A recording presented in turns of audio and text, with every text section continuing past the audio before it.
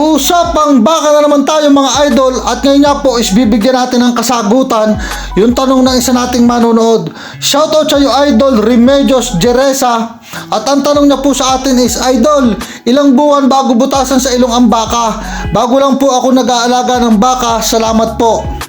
Disclaimer lang mga idol, yung pong sasabihin natin o ibabahagi natin, binabahagi ko is about lang po sa mga nangyayari sa aming bakahan.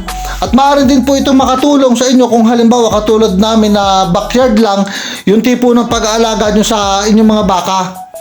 Sa edad mga idol na 5 buwan is naglalagay na po kami ng busal. Sinyalis na yan mga idol na kumbaga sasanayin na natin sa tali yung ating mga alagang turete at dumalaga para sinyalis na yan mga idol ng pagwawalay.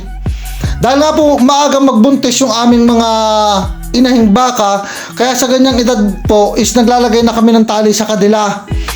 Sinasaalang-alang po namin sa bago namin iwala yung katawan po ng ating mga inahing baka, dahil napaka-importante po niya na dapat yung ating mga bakang inahin is hindi po na masyadong kumbaga hindi masyadong natutorture, kumbaga hindi masyadong payat na payat gawa ng mga bisiro, gawa ng may mga bisiro po kasi na malakas dumede na nagiging dahilan mga idol ng sobrang pagkapayat ng ating mga inahing baka. After mga idol na maglagay tayo ng busal, ganyan lang po yung ginagawa namin, ligaw pa rin po yung ating mga turete o kaya yung ating mga bisirong baka na tinalian natin. Sinasanay po natin yan na may hilang tali dyan sa loob ng ating kumpayan, kasama pa rin po yung mga inahin nila para kumbaga mga idol hindi po sila ma-stress at masanay din po sila na may dala silang tali. Dahil mga idol, pagkayan po is itinali po kaagad natin o iginampulo po kaagad natin, hindi po yung kakain. Lalo na kumbaga bago pa lang nalagyan ng tali, hindi rin po yan masyadong iinom na magiging dahilan na minsan yung mga tureting baka o yung mga dumalagang baka is nagbubutitehin o nalaki yung tiyan, namamayat, pati yung mga balat na sama kasi hindi nga po nakain ng maayos. Sa isang banda rin mga idol at na ganyan po na sistema natin na nakikita ng mga inahin yung ating mga bisirong baka is hindi rin po sila na-stress dahil yung mga idol kapag inalis po kaagad natin kahit pa sabihin na buntis na ulit yung ating mga inahing baka, kapag iniwalay po kaagad natin yan ng biglaan, may stress din po yung ating mga inahing baka. Hahanapin po nila yan, mag-uungal po sila at magiging dahilan din mga idol minsan na hindi sila masyadong magkakakain yung mga inahin natin, kaya ganun po ang ginagawa namin. At sa edad naman mga idol na 7 buwan hanggang 8 buwan is nandyan na po na nagbubutas na po kami ng ilong ng aming mga baka. Nilalagyan na po natin yan ng pangilong.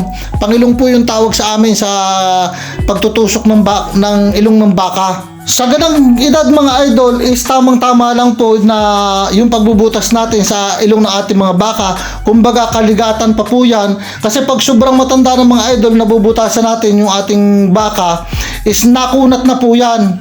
Pag sobrang bata naman mga idol is masama rin kasi nga po kumbaga magbibigay po yun ng sobrang stress sa bisirong baka, magiging dahilan ng pagkabansot o pagbubutitehin paglaki ng mga tiyan kasi sobrang stress. Hindi po natin, tayo din po ang mahirapan na patabayin at pagandahin ang katawan ng ating mga turete o dumalagang baka. Itong paglalagay po ng tali o pagtutusok sa ilong ng ating baka, paglalagay ng mga busal is talagang obligasyon po natin yan na nag-aalaga ng baka. Kumbaga hindi lang po yan basta tradisyon, at yan mga idol is makakatulong din po para pabilisin o padaliin po yung pagpapasunod natin sa ating alagang baka.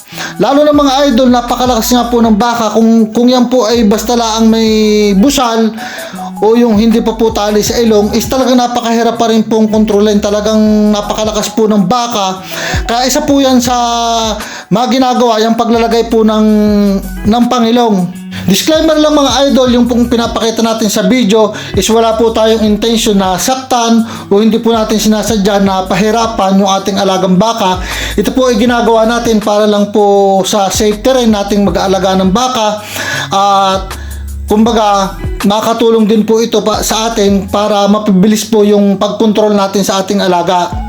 Sa pagtutusok mga idol ng ilong ng baka, ito po ay dapat gawin natin ng mabilisan, kaya dapat bago po natin gawin, dapat nakagapos na po ng maayos yung ating baka at dapat nakaredy na rin po yung panlagay nating singsing sa ilong, lahat nakaredy na po para kumbaga isang beses lang po nating gagawin.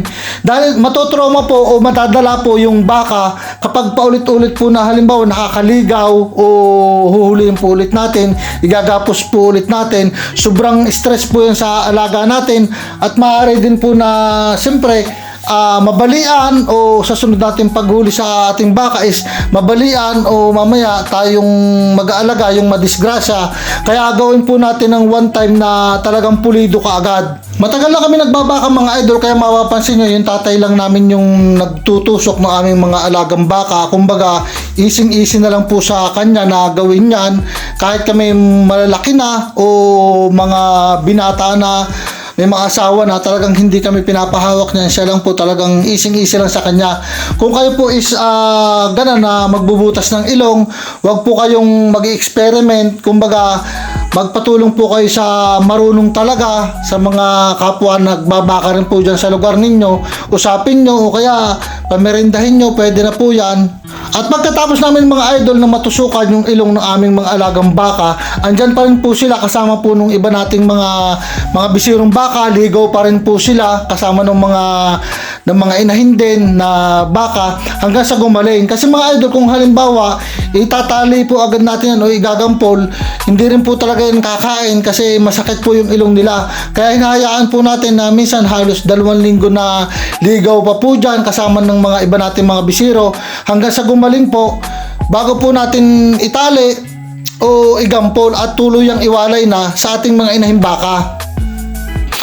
Gawa nga po mga idol, nagbebenta kami ng mga paanak namin baka ng edad na 10 months, 11 months, 8 months, minsan pagka halimbawa maganda ang kondisyon ng bisiro natin baka is kaya kumbaga bago po natin ibenta, kaya po nilalagyan po agad natin ng tali is para pagka yung bibili po sa atin is marunong na pong kumain yung ating bakang ibebenta.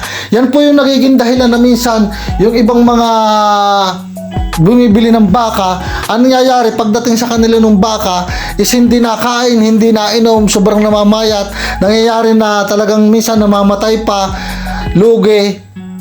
Kasi nga mga idol, kung kailan lang kukuhanin o kung kailan binili, saka lalagyan ng pangilong o saka bubutasan yung ilong na kumbaga nga stressful nga po yan sa baka. Kaya kumbaga ganun po yung diskarte na ginagawa namin. Bago po namin ibenta o bago po namin ipagbili yung aming mga alagang baka sa edad na 10 months, 11 months is marunong na po silang kumain at sanay na po sila na magdala ng tali. Isa pang kaibahan mga idol ng nakikita ko sa ibang nag-aalaga ng baka, kami mga idol pag halimbawa natusukan na po yung sa ilong o nabutasan na po yung ilong ng aming alagang baka, tinatanggal na po namin yung busal niya o wala na pong ibang tali kung hindi yung sa ilong na lang po. Dahil kapag kain po ay gumaling na, parang wala na po yan sa baka, hindi na po makakain na po yan ng maayos, makokontrol na po natin ng maayos. Dahil mga idol, kapag halimbawa nandyan pa rin po yung busal niya, yung iba nakikita ko may tali pa sa liig, may busal, may pangilong, na kumbaga sagabal yung mga idol sa paghalimbawa sa pagkain ng ating alagang baka. Maaaring maging dahilan din yan na madisgrasya, masabit-sabit sa mga sanga ng mga damo-damo o parang kumbaga ang kati-kati sa liig nun mga idol. Kaya mga idol, ganyan po yung ginagawa namin. Tinatanggal na po namin yung pinakabusal niya o wala na pong ibang tali kung hindi yung pangilong yung nasa ilong na lang po. Sa ganang diskarte mga idol, nakakakilos ng maayos yung ating alagang baka, nakakain ng maayos na walang sagabal. Imagine mga idol, kahit tayo mga tao, pagka kakain tayo, gusto natin wala tayong hindi tayo nakasombrelo, walang kung ano sa mukha natin, sa leeg natin walang mga nakalagay-lagay para nakakain tayo ng maayos. Ganun din ang mga baka mga idol. Kaya kumbaga, gawin po natin na kapag halimbawa ng tusukan, tanggalin na po natin yung mga busal o yung ibang mga tali-tali sa leeg ng ating alagang baka para hindi po ma-stress yung ating alaga At talagang makikita naman din natin mga idol na talagang poging-pogi o gandang-ganda yung ating alaga kapag ganyan na natusukan na o nabutasan na sa ilong. Kumbaga sa manok parang napungusan mga idol. Nakikita din natin yung tindig at ganda ng ating alagang baka kapag ganyan na walang ibang nakalagay sa ulo niya kundi yung pangilong lang. So mga idol, hanggang dito lang po muna tayo. Shoutout sa iyo ni Idol Remedios Jeresa.